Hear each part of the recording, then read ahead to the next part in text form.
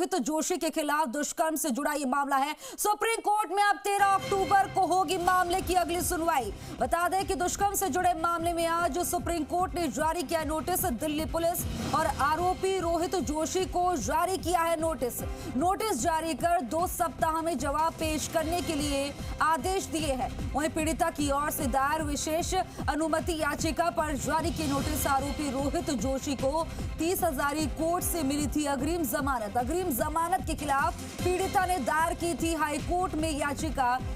15 जुलाई 2022 से ही Delhi high court में pending है पीड़िता की याचिका। दिल्ली हाई कोर्ट ने 9 अगस्त 2023 को पीड़िता की याचिका में दिए थे आदेश। आरोपी रोहित जोशी की याचिका के साथ टैग कर सुनवाई करने के आदेश। साथ ही सुनवाई के लिए 7 माह बाद 30 जनवरी 2024 की तारीख तय की थी। तो आप देखिए बड़ी और अहम जानकारी। और इस मामले में रोहित जोशी अब पूरी तरह से फंसते हुए नजर आ रहे हैं।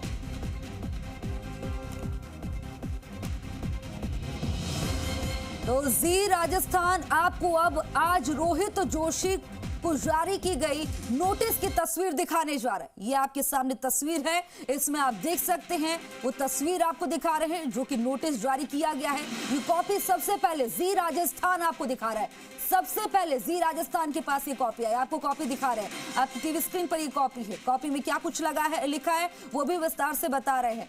तो आपको बता दें कि अब और मुश्किल होगी, मुश्किलें और ज्यादा बढ़ेंगी। बुरे फंसे हैं रोहित जोशी, और रोहित जोशी अगर फंसे हैं तो आप समझ सकते हैं कि महेश जोशी की भी मुश्किलें बढ़ेंगी।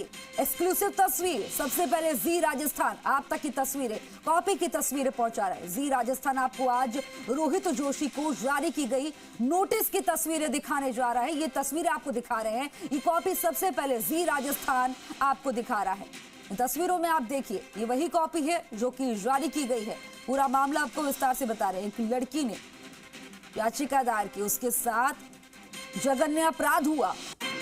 इस मामले में दोषी हैं रोहित जोशी, और जो याचिका सामने आई है वो आपको तस्वीरें भी दिखा रहे हैं। ये एफआईआर की तस्वीरें भी दिखाएंगे आपको। ये तस्वीरें सबसे पहले जी राजस्थान आप तक पहुंचा रहे हैं, और आप समझ सकते हैं कि रोहित जोशी की मुश्किलें बढ़ी है तो जाहिर तौर पर महेश जोशी की भी मुश्किलें बढ़ती नजर आ रही हैं। जी राजस्थान आपको आज रोहित जोशी की ये सबसे पहले नोटिस जो जारी हुआ है, नोटिस में क्या कुछ कहा गया है वो तस्वीरें दिखा रहा है। ये कॉपी सबसे पहले जी राजस्थान आपको दिखा रहा है। अब आपको दिखाते हैं मामले में 2022 की एफआईआर कॉपी और आज सुप्रीम कोर्ट की जारी नोटिस। तो देखिए कि 2 तस्वीरें आपकी टीवी स्क्रीन पर हैं। दोनों तस्वीरों में आप देखिए कि पहली तस्वीर आपको पूरी तरह से जूम करके हमने दिखाई है कि क्या क्या इसमें लिखा हुआ है, और ये मामला लगातार तूल पकड़ता जा रहा है। 2022 में एफआईआर कॉपी भी दिखा रहे हैं, और आज सुप्रीम कोर्ट ने जो नोटिस जारी किया है वो नोटिस भी आपको आपकी टीवी स्क्रीन पर दिखा रहे हैं। तो मंत्री पुत्र रोहित जोशी के खिलाफ दुष्कर्म से जुड़ा ये पूरा मामला है। सुप्रीम कोर्ट में अब 13 अक्टूबर को होगी मामले में सुनवाई। आपको बता दें दुष्कर्म से जुड़े मामले में आज सुप्रीम कोर्ट ने जारी किया है नोटिस की तस्वीरें आपको दिखा रहे हैं।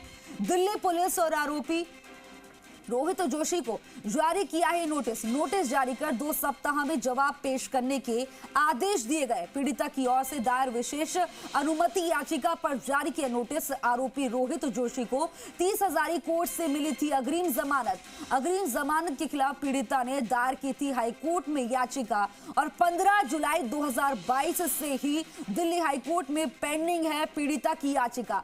दिल्ली हाई कोर्ट ने 9 अगस्त 2023 को पीड़िता की याचिका में ये आदेश दिए थे। आरोपी रोहित जोशी की याचिका के साथ टैग कर सुनवाई करने के आदेश दिए। वहीं साथ ही सुनवाई के लिए 7 माह के बाद 30 जनवरी 2024 की तारीख तय की थी। तो कॉपी आपकी टीवी स्क्रीन पर लगातार आपको दिखा रहे हैं। जी राजस्थान सबसे पहले और इस खबर को प्रमुखता से बार बार दिखा रहे हैं क्योंकि पीड़िता को इंसाफ मिलना बहुत जरूरी है। अब ऐसे में ये तस्वीरें आप देख रहे हैं, जो नोटिस जारी हुआ है वो तस्वीरें आपको दिखा रहे हैं जो आज नोटिस जारी हुआ। 2022 में जो एफआईआर हुई थी और दिल्ली में एफआईआर हुई थी वो उस एफआईआर की कॉपी भी आपको दिखा रहे हैं। तो आपको बता दें 2022 की एफआईआर कॉपी आपके सामने है, आपको दिखा रहे हैं, और आज सुप्रीम कोर्ट ने जो नोटिस जारी किया वो भी दिखा रहे हैं। तस्वीर अब आपको दिखा रहे हैं। आप देखिए कि वही रोहित जोशी है, मंत्री जी के पुत्र हैं। मंत्री जी के सपुत्र देखिए कि किस तरह का जघन्य अपराध दिया, एक लड़की की अस्मत को तार तार करने का काम किया। लड़की ने आरोप लगाया है। अब इस मामले में कार्यवाही आगे बढ़ती हुई, जाहिर तौर पर आगे बढ़ रही है कार्यवाही। तो मंत्री पुत्र पर इतना संगीन आरोप है तो जाहिर तौर पर, क्योंकि उनके पिताजी मंत्री हैं, वो भी इस मामले में फंसते हुए नजर आ रहे हैं। क्योंकि आप देख रहे हैं कि फंसते हुए इसलिए हम कह रहे हैं क्योंकि चुनाव नजदीक है। उससे पहले अब रोहित जोशी पर जो आरोप लगे हैं, इस मामले में अगर कार्रवाई आगे बढ़ रही है तो जाहिर तौर पर उनकी मुश्किलें खड़ी होगी। तो मंत्री पुत्र रोहित जोशी के खिलाफ दुष्कर्म से जुड़ा पूरा मामला फिर से आपको बताते हैं। आपकी टीवी स्क्रीन पर जो तस्वीर दिखा रहे हैं, जो व्यक्ति आप देख रहे हैं कि तलवार से केक काटता हुआ नजर आ रहा है, ये वही व्यक्ति है, ये वही मंत्री पुत्र है रोहित जोशी। ये तस्वीरों में आप देख रहे हैं वही रोहित जोशी है जिनके खिलाफ जो है ये मामला है। और ये मामला जो है दुष्कर्म से जुड़ा है। आप सोचिए, इतना बड़ा ये जघन्य अपराध किया है। आप अलग अलग तस्वीरों में देख रहे हैं, आप देख सकते हैं कि किस तरह से वो जब तलवार से केक काटता हुआ नजर आ रहा है। ये वही आरोपी आपकी टीवी स्क्रीन पर आपको दिखा रहे हैं, आरोपी की तस्वीर। सुप्रीम कोर्ट में अब 13 अक्टूबर को होगी मामले पर अगली सुनवाई। दुष्कर्म से जुड़े मामले में आज सुप्रीम कोर्ट ने जारी किया नोटिस। दिल्ली पुलिस और आरोपी रोहित जोशी को जारी किया है ये नोटिस जारी कर 2 सप्ताह में जवाब पेश करने के ये आदेश दिए हैं।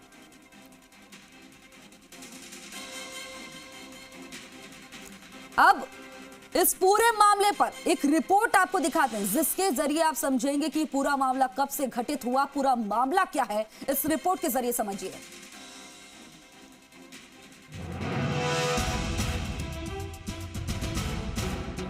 मंत्री जी हैं महेश जोशी। सरकार में लंबे टाइम से जलवा है उनका, लेकिन मंत्री महेश जोशी ने अपने बेटे को किस शय पर प्रदेश में अपराधों का उड़न खटोला बनाकर घुमा रहे हैं, ये समझ से पर है। मंत्रियों के बेटों की दबंगई पुराण तो आपने कई बार पहले भी सुनी होगी, लेकिन यहाँ मंत्री महेश जोशी का बेटा रोहित जोशी इन सब में एक कदम आगे निकलने वाला अपराधी मानसिकता का वो चैंपियन है जिसको गुरूर है कि उसका बाल भी बांका कोई नहीं कर सकता। लेकिन वो कहावत है ना, 2.5 दिन की बादशाहत, मतलब अपराधों की सल्तनत आज नहीं तो कल ढेर होनी ही है। अब जब पद पे रहते कई मंत्री निपट गए तो यहाँ मंत्री जी का बेटा होने का भ्रम पालना कौन सी बड़ी बात थी।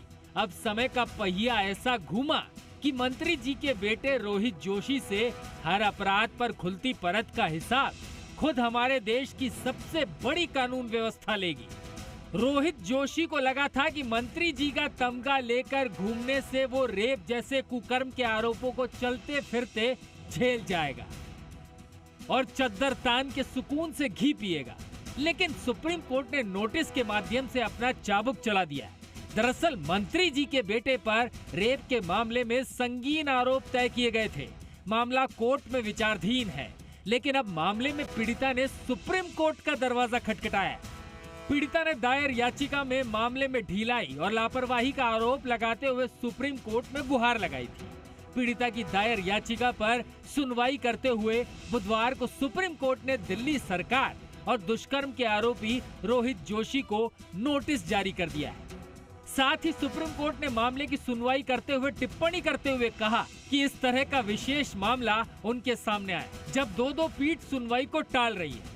जब जस्टिस BR गवई की पीठ ने कहा कि वह इस मामले को देखेंगे, लेकिन पहले सरकार को अपना जवाब पेश करने दिया जाए।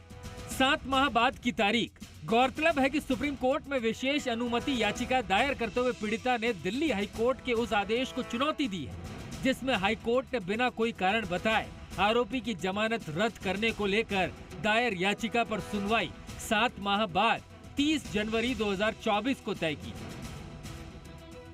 पीड़िता ने अपनी याचिका में कहा कि दिल्ली हाई कोर्ट में मामले को लंबे समय से लटकाया जा रहा है। साथ ही जमानत रद्द करने की याचिका पर सुनवाई के लिए 7 महीने बाद की तारीख तय करने की तरफ भी कोर्ट का ध्यान दिलाया गया है। पीड़िता ने आरोपी की जमानत मिलने के बाद हुए खुद पर और परिजनों पर हमले का भी जिक्र किया है। पीड़िता ने खुद के परिवार पर कई झूठे मुकदमे लगाने का भी जिक्र अपनी याचिका में किया है। पीड़िता की ओर से एडवोकेट अर्चना पाठक दवे ने सुप्रीम कोर्ट में सधे शब्दों में कहा कि रेप जैसे गंभीर मामले में आरोपी रोहित जोशी को दिल्ली की अदालत द्वारा अग्रिम जमानत मिलने के बाद न केवल पीड़िता पर केमिकल अटैक किया गया, बल्कि उनके पैतृक शहर में पिता और भाई पर भी हमला किया गया। समय का पहिया घूम रहा है। अब सुप्रीम कोर्ट ने मामले पर विशेष ध्यान खींचा है।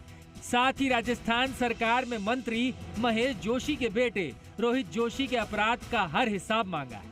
अब वक्त आ गया है कि अस्पताल में मरीजों के बीच दबंगई से केक काटने वाले, खुद में गुंडाई का दम भरने वाले और रेप के आरोपों के बाद भी चौड़े में घूमने और मंत्री जी के साथ मंच पर जाजम जमाने वाले उनके बेटे रोहित जोशी से हर कांड का हिसाब होगा, हर घमंड का हिसाब होगा और हिसाब लेगी देश की कानून व्यवस्था। सुप्रीम कोर्ट ने मामले को गंभीरता से लेते हुए दिल्ली हाई कोर्ट से जवाब मांगा। अब देखना यह है कि आने वाले वक्त में मंत्री जी के पुत्र खुद को कहां तक और कितना ढक पाते हैं और दर दर भटक रही पीड़िता के न्याय की राह कितनी आसान हो पाती है। ब्यूरो रिपोर्ट, जी मीडिया, जयपुर। तो आपने पूरी रिपोर्ट देखी, एक बार फिर से आपको बताते हैं। मंत्री पुत्र हैं रोहित जोशी, जिनके खिलाफ दुष्कर्म जैसा संगीन आरोप का ये मामला है। और इस खबर पर ज्यादा जानकारी के लिए मेरे सहयोगी निजाम कंटालिया फोन लाइन पर जुड़ गए। निजाम, क्या जानकारी मिल पा रही है मामले को लेकर? देखिए, बिल्कुल इस पूरे मामले में अगर देखा जाए तो जिस तरीके से जो याचिका दायर की गई थी पीड़िता की ओर से जुलाई 2022 में, लगातार 7 महीने तक उस पर सुनवाई नहीं हुई। पहले मार्च 2023 में इस पर सुनवाई होनी थी, लेकिन अदालत ने इस पर फिर आगे रखा और जब जुलाई में इस मामले पर सुनवाई होनी थी तो हाईकोर्ट की एकल पीठ ने दूसरी कोर्ट को भेज दी, जिसके बाद पार्ट हर्ड कर दिया गया। पार्ट हर्ड के मामले में भी इस याचिका को जो आरोपी रोहित जोशी है उसकी ओर से जो पीड़िता एक और इस जो एफआईआर दर्ज है पीड़िता की ओर से, उसे रद्द करने को लेकर जो दायर की गई थी उसके साथ टैग कर दिया गया। यानी कि पीड़िता की याचिका और जो आरोपी है इस मामले में, दोनों की याचिकाओं को एक साथ टैग कर दिया गया। और साथ ही सुनवाई की जो तारीख है वो जनवरी 2024 यानी कि करीब जुलाई से अगर आप देखा जाए तो 7 माह बाद जो है सुनवाई की तारीख तय की गई थी। ऐसे मामले में आज सुप्रीम कोर्ट में याचिका दायर की गई थी पीड़िता की ओर से और अधिवक्ता जो हैं उनकी ओर से कहा गया कि चूंकि ये इस तरह के बहुत कम मामले होते हैं जिसमें कि जो पीड़िता अपनी राहत के लिए आ रही होती है, उसके मामले को भी जो आरोपी है उसकी याचिका के साथ टैग कर दिया जाए और मामले की सुनवाई भी जो है 7-7 महीने तक नहीं होती और पिछले करीब 1 साल से भी ज्यादा समय से जो है बेल कैंसिलेशन जैसी याचिका को भी अगर पेंडिंग रखा जाएगा तो आगे किस तरीके से बढ़ा जा सकता है। तो सुप्रीम कोर्ट ने इसमें कहा कि वो जब जज जो 3 पीठ थी जस्टिस बी.आर. गवई की, उन्होंने मौखिक तौर पे कहा कि वो इस मामले को देखेंगे, लेकिन पहले सामने जो पक्ष पार्टी है उनको सुन लिया जाए कि वो क्या कहते हैं। यानी कि अब 2 सप्ताह का समय दिया, 2 सप्ताह के नोटिस जारी किए हैं कि 2 सप्ताह के भीतर उनको जवाब देना है। साथ ही सुप्रीम कोर्ट ने अब इस मामले में जो मामले की अगली सुनवाई जो है 13 अक्टूबर को तय की है। तो ये एक बड़ा अपडेट है कि इस मामले में जाहिर तौर पर ये देखा जाए कि मंत्री महेश जोशी के पुत्र रोहित जोशी फंसते हुए नजर आ रहे हैं, क्योंकि मामले में कार्यवाही आगे बढ़ रही है। देखिए, बेशक इस मामले में मुश्किलें बढ़ सकती हैं रोहित जोशी की, क्योंकि रोहित जोशी के इस मामले में पहली चीज तो ये है कि सुप्रीम कोर्ट ने इस याचिका को एक्सेप्ट कर लिया है। यानी कि नोटिस जारी करना भी एक बहुत बड़ी बात होती है बेल कैंसिलेशन और इस तरह के मामलों में। और बहुत रेयर केसेज में जो होते हैं कि सुप्रीम कोर्ट ऐसे मामलों में एक्सेप्ट कर पाता है या नोटिस जारी करता है, लेकिन इस मामले में ना केवल नोटिस जारी किए गए बल्कि अगली तारीख भी जो है वो फिक्स कर दी गई है। यानी 13 अक्टूबर को इस मामले की सुनवाई होगी।